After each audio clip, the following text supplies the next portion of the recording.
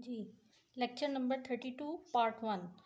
कल हम लोगों ने लेबर जो है as a factor of production start किया था और हम लोगों ने उसके कैरेक्टरिस्टिक्स जो थे वो स्टडी किए, फिर एफिशिएंसी ऑफ लेबर। आज factors promoting efficiency of labour, वो कौन कौन से फैक्टर्स हैं जिनकी वजह से लेबर जो है उसकी एफिशिएंसी इंक्रीज़ होती है, प्रमोट होती है।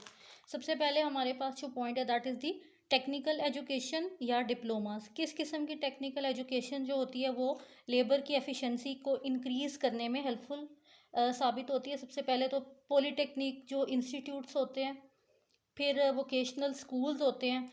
और अगर हम देखें कि बजाय इसके कि हम सिंपल जो है वो आर्ट्स कंसिडर करें, तो अगर हम किसी किस्म की पॉलीटेक्निकल टेक्निकल एजुकेशन जो है उसके लिए अप्लाई करें हायर लेवल पे भी, डिग्री लेवल पे भी, तो वो भी बहुत ज़्यादा हेल्पफुल साबित होती है। जैसे हमारे पास आईटी के कोर्सेज हो गए, देन वी हैव जैसे आजकल आर्टिफिशियल इंटेलिजेंस जो है वो बहुत ज़्यादा प्रेफर किया जा रहा है यूनिवर्सिटीज़ के अंदर भी। तो अगर उस चीज़ को कंसिडर करके थोड़ी सी टेक्निकल एजुकेशन की तरफ स्टूडेंट्स को अगर लेके आया जाए, थोड़ा सा उनको मॉरली भी जो है सपोर्ट किया जाए, घर वालों की तरफ से भी एक होता है, तो उससे भी जो होती है आगे जाके जब वो जॉब्स वगैरह के लिए निकलते हैं तो उनकी एफिशिएंसी जो है वो इन डिप्लोमास की वजह से, टेक्निकल एजुकेशन की वजह से बहुत ज़्यादा इंक्रीज़ होती है। नेक्स्ट है हमारे पास हेल्थ फैसिलिटीज़। एनुअल जो एक चेकअप होता है, जैसे किसी भी कंपनी में अगर लेबर्स काम कर रहे हैं, सिर्फ मैं एक फैक्ट्री में काम करने वाले मज़दूर की बात नहीं करती, यहाँ पे डिफरेंट जो है, जैसे हमारे पास डॉक्टर्स की फ़ील्ड आ जाती है, हमारे पास टीचर्स की फ़ील्ड आ जाती है। तो जिस भी इंस्टीट्यूट में वो काम कर रहे हैं, अगर उनका एनुअल चेकअप किया जाए, उनकी हेल्थ को जो है वो प्रॉपर अटेंशन दी जाए, तो उससे भी उनकी, ज़ाहिर है जब तक सेहत नहीं होगी तो इंसान काम नहीं कर सकता। तो हेल्थ फैसिलिटी जो है वो अवेलेबल होनी चाहिए हर तरह के लेबर के लिए। फिर डियरनेस अलाउंस।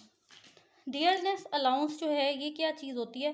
फैक्टर, लेबर जो है एक ऐसा फैक्टर है डियरनेस अलाउंस जिसके थ्रू जो है लेबर्स की एफिशिएंसी को इंक्रीज़ किया जाता है।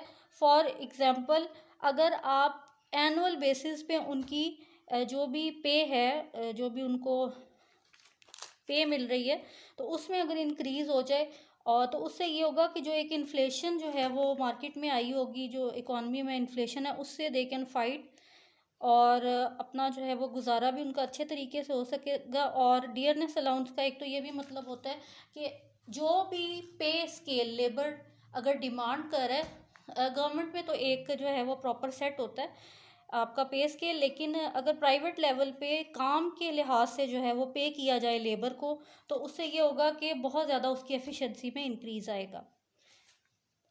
Then we have labour policy.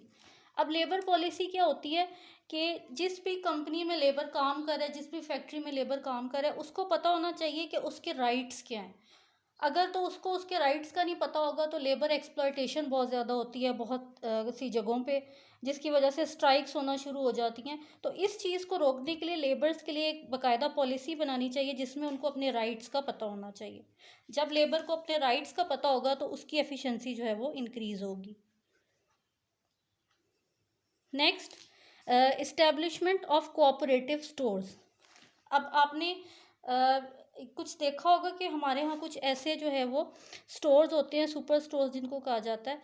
तो वहाँ पे ये होता है कि चीज़ें जो हैं, जो जो भी डेली रूटीन के हम लोग परचेज़ करते हैं, किचन एसेसरीज़, तो उसके अंदर थोड़ी सी हम काफ़ी स्टोर्स पे जो है कंसेशन दी जाती है।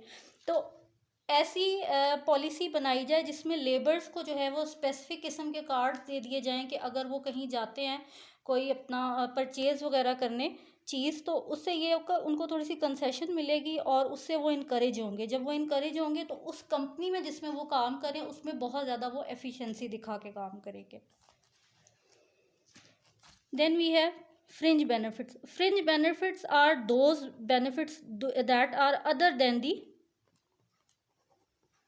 Veg rates. आपको एक प्रॉपर वेज जो है वो दी जाती है, लेकिन उसके अलावा भी बहुत सी कंपनीज, बहुत से जो है इदारे बेनिफिट्स भी देते हैं, उनको हम फ्रिंज बेनिफिट्स कहते हैं। जैसे फॉर एग्जांपल हेल्थ फैसिलिटी होगी, एजुकेशन फैसिलिटी होगी, प्रमोशन हो गई। तो ये चीज़ें फ्रिंज बेनिफिट्स में आती हैं, और ये जितनी ज़्यादा लेबर्स को जीत जाएँ उतनी ज़्यादा जो है वो लेबर्स की एफिशिएंसी इंक्रीज़ होती है। गुड लेवल ऑफ ऑर्गेनाइजेशन होना बहुत ज़रूरी है। जिस भी ऑर्गेनाइजेशन में आप काम कर रहे हैं, लेबर्स काम कर रहे हैं, वहाँ का जो एक माहौल होता है वो बहुत ज़्यादा जो है वो शख्सियत पे जो है लेबर की असर करता है। और जितना अच्छा माहौल होगा, जितना साफ़ सुथरा, जितना पुरसकून माहौल होगा, उतना ज़्यादा जो है वो लेबर्स की एफिशिएंसी जो है वो इंक्रीज़ करेगी। Next, this was the efficiency of labor. Now we are talking about the mobility of labors. Mobility of labors का एक जगह से दूसरी जगह मूव कर जाना, to shift from one place to another. इसमें हमारे पास 3 टाइप्स आती हैं। एक है हमारे पास जोग्राफिकल मोबिलिटी, और नेक्स्ट है horizontal mobility, then we have vertical. तो जोग्राफिकल जो मोबिलिटी होती है लेबर्स की, वो क्या होती है?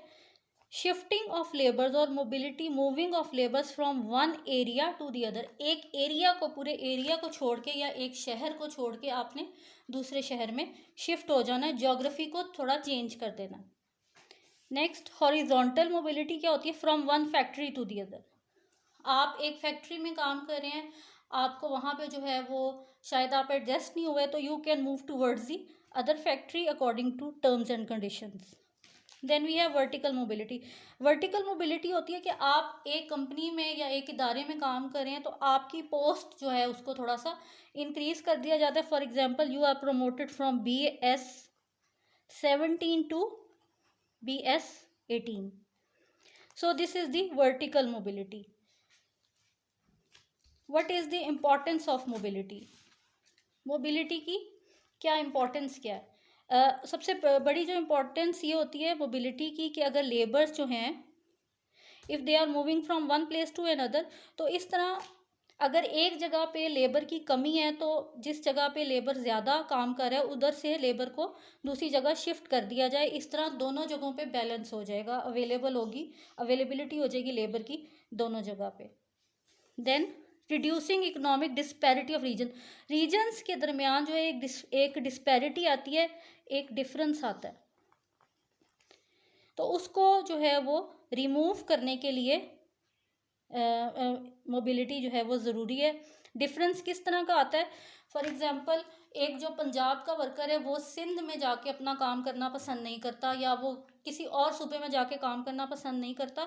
तो इस चीज़ को ख़त्म करने के लिए मोबिलिटी जो है वो लेबर की वो बहुत ज़रूरी होती है, उसकी ट्रांसफ़र करनी ज़रूरी होती है एक जगह से दूसरी जगह। Then solving problem of unemployment. बहुत से ऐसे ग्रेजुएट्स हैं, अगर हम लोग सिर्फ रावलपिंडी इस्लामाबाद की एग्जांपल ले लें, तो बहुत से ग्रेजुएट्स ऐसे हैं जो अभी तक अनएम्प्लॉयड हैं। वो क्यों अनएम्प्लॉयमेंट का शिकार हैं?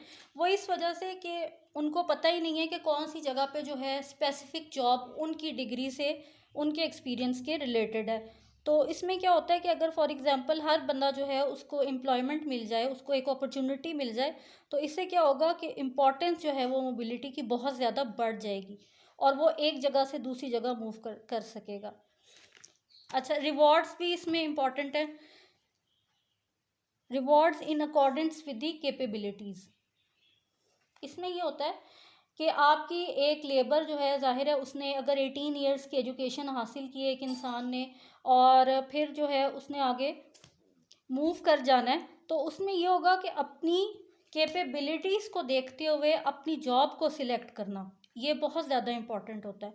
और ये मोबिलिटी ऑफ लेबर में जो है ये बहुत ज़्यादा सिग्निफिकेंट रोल प्ले करता है कि आपकी कैपेबिलिटीज़ के अकॉर्डिंगली जो है आपको जॉब मिले। Then fair distribution of wealth. अगर मोबिलिटी ऑफ लेबर को अलाउ कर दिया जाए, तो इकोनॉमिक स्टेटस जो है वो इंडिविजुअल का जो है वो इंक्रीज़ हो जाएगा। एक जगह अगर उसको अच्छी जो है वो ऑफ़र्स नहीं आ रही, तो किसी दूसरी जगह जो है वो अच्छी ऑफ़र्स उसको आएँ, तो वो वहाँ पे शिफ्ट भी हो सकता है। देन एलिमिनेटिंग रीजनल बायस। ये इसमें ये होता है कि जैसे पंजाब के जो वर्कर्स हैं, अगर वो बलूचिस्तान में जाके काम करें या वो सिंध में जाके काम करें, तो यहाँ पे क्योंकि हमारी वर्क फोर्स जो है वो बहुत ज़्यादा थोड़ी सी एजुकेटेड भी है as compare to the other regions, तो इसमें ये होगा कि थोड़ी सी शिफ्टिंग आ जाएगी और हमारी जो एक लेवल है, हमारा एजुकेशन का लेवल है या जो हमारी एफिशिएंसी है वो दूसरे सूबों में भी जो है वो जाके काम किया जा सकता है। हाँ, और जैसे सिंध या बलूचिस्तान या इधर एनडब्ल्यूएफपी के जो हैं वर्कर्स, वो अगर हमारे यहाँ आके काम करें तो they are physically more efficient than ours, तो उनकी एफिशिएंसी हम यहाँ पे कंज्यूम कर सकते हैं। So this was lecture number 32 part 1। Second part में हम लोग जो है वो बाकी फैक्टर स्टडी करते हैं। I hope you have understood the lecture. Thank you.